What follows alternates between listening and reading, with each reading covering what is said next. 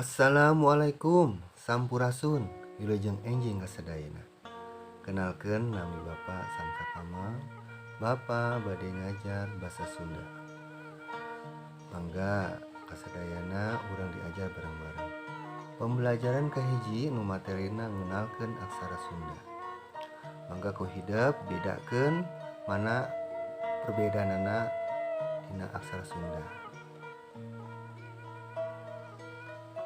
Dina aksara Sunda aya a, i, u, e, o, e, nge, nye. Perlu nu hidep dibedakeun dina ucapan buah dina hurufna.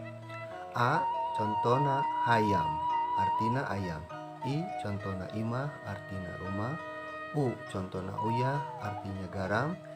E emak, artina ibu. O contona orai, artina ular.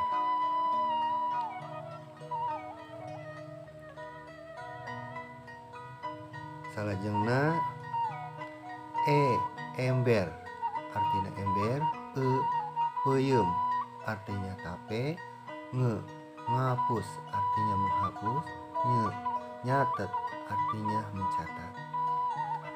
Nah sakitu nu perlu ku hidep dibedakeun dina aksara Sunda. Pancen hidep nyata catat materina di buku tulis. Sakieu wae pengajaran dinten ieu